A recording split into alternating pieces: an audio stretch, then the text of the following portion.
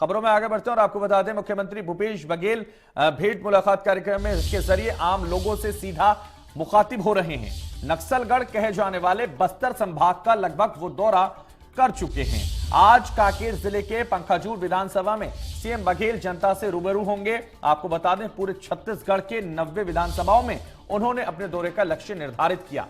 सरगुजा संभाग में पहले ही वो दौरा कर चुके हैं, अब बस्तर संभाग में भी पूर्णता की ओर हैं। अब सरगुजा में जिस तरह से सीएम बघेल एक्शन, इमोशन और विकास की बानगी दिखाते रहे हैं, वहीं बस्तर में उनका अलग ही रूप नजर आ रहा है। सीएम लगातार आम लोगों की समस्याएं सुनने के साथ साथ अपनी मेहनत से खुद और समाज को आर्थिक तौर पर मजबूती दे रहे हैं, लोगों के जज्बे से रूबरू हो रहे हैं। तो आम लोगों से सीधे मुखातिब हो रहे हैं मुख्यमंत्री भूपेश बघेल, और इसीलिए लगातार सीएम सुन रहे हैं लोगों की समस्याएं। सीएम भूपेश पंखाजूर में भी आज दौरा करेंगे, लोगों से सीधा संवाद करेंगे, उनकी समस्याओं को जानेंगे, उसका हल निकालेंगे। नक्सल प्रभावित इलाकों का लगातार वो दौरा कर रहे हैं। तो 2023 मिशन को लेकर वो लगातार आगे बढ़ रहे हैं और अपनी मेहनत के दम पर लोगों से लगातार वो मिल रहे हैं, लगातार आम लोगों से सीधा तौर पर मुखातिब हो रहे हैं। ये कहा जा सकता है कि वो जो योजनाएं उन्होंने चलाई हैं उसको लेकर कहीं ना कहीं वो डायरेक्ट उसकी मॉनिटरिंग खुद कर रहे हैं। तो इस वक्त हमारे ब्यूरो चीफ ओम प्रकाश चंद्राकर सीधे तौर पर हमारे साथ लाइव जुड़ गए। हमारे ब्यूरो चीफ से हम जानना चाहेंगे, ओम प्रकाश चंद्राकर जी, जिस तरह से लगातार दौरा कर रहे हैं और 90 विधानसभाओं का दौरा करने का जो लक्ष्य उन्होंने रखा है मुख्यमंत्री ने, ये सीधे तौर पर वो दिखाना चाहते हैं कि सीधे वो जनता से जुड़ना चाहते हैं और मिशन 2023 को फतेह करना चाहते हैं। जी बिल्कुल हैदर, जिस तरह से सीएम भूपेश बघेल ने ये पहल की है और वो लगातार प्रदेश के अलग अलग स्थानों में जाएंगे और सभी 90 विधानसभा में उनकी मौजूदगी होगी आने वाले समय तक।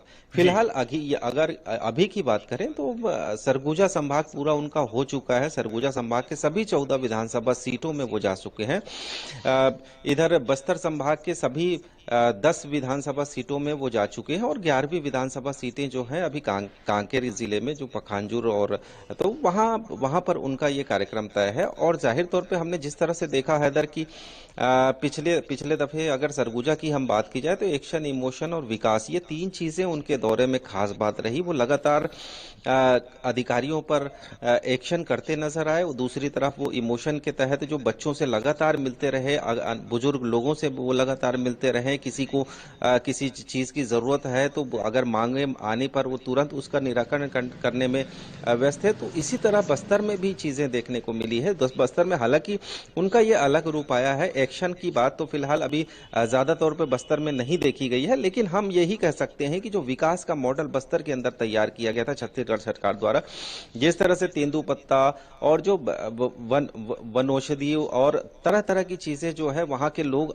बना रहे हैं और आर्थिक मुनाफा कमा रहे हैं, तो वो लगातार ऐसे हितग्राहियों से मिल रहे हैं, लगातार ऐसे लोगों से मुखातिब हो रहे हैं जिन्होंने एक समाज को नई दिशा दी है और खुद आर्थिक दृष्टि से ही समृद्ध नहीं हुए हैं और अपने गांव के लोगों को भी कर रहे हैं।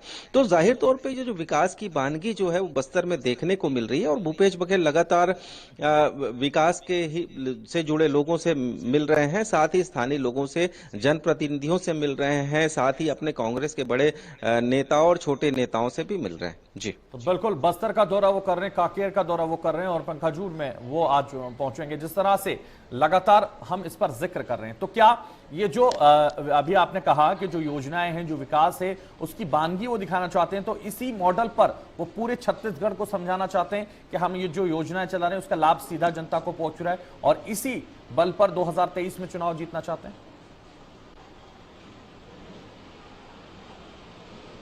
जाहिर तौर पे हैदर, जिस तरह से 2023 का चुनाव जो होने वाला है, इसमें एक बार फिर से पुनः कांग्रेस जो है सत्ता में आना चाहती है और भूपेश बघेल दोबारा सीएम बनने की लालसा रखते हैं। तो जाहिर तौर पे ये एक पहल है कि लोगों तक जाए और लोगों से मुखातिब हो और लोगों की समस्याएं सुनने के साथ साथ जो विकास हुए हैं, जो जिन लोगों ने सरकारी मदद से एक बेहतर मुकाम हासिल किया है, ऐसे लोगों की से मिलकर और उन्हें प्रचारित किया जाना कि प्रदेश के अन्य हिस्सों में भी लोग कर सकते हैं। अगर बस्तर के बीहड़ से लोग निकलकर, या बस्तर में जो नक्सलगढ़ कहा जाता है बक्सर को, ऐसी जगह पे लोग इस तरह से कार्य कर सकते हैं, तो छत्तीसगढ़ पूरे प्रदेश में भी लोग इस तरह से कार्य कर सकते हैं और छत्तीसगढ़ में एक रोल मॉडल के तौर पे शामिल हो सकते हैं। जी बिल्कुल, तो रोल मॉडल के तौर पर शामिल हो सकते हैं। और अगर हम लगातार इसका जिक्र करें, क्योंकि कहा यह भी जा रहा है कि जिस तरह से राज्यसभा को लेकर ये साफ तौर पर देखा जा सकता है कि छत्तीसगढ़ के लोगों को जगह ना दी जानी कांग्रेस में,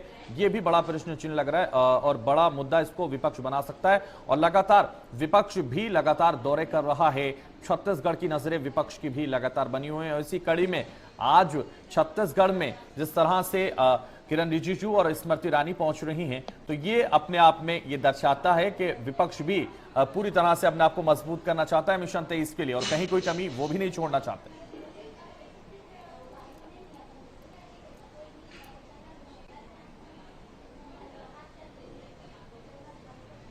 तो ओम प्रकाश चंद्राकर जी, मेरी आवाज आप तक पहुंच पा रही है?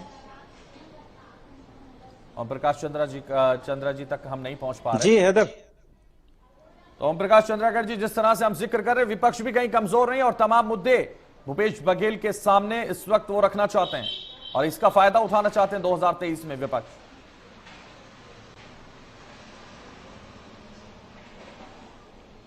ओम प्रकाश जी, मेरी आवाज आप तक पहुंच पा रही है?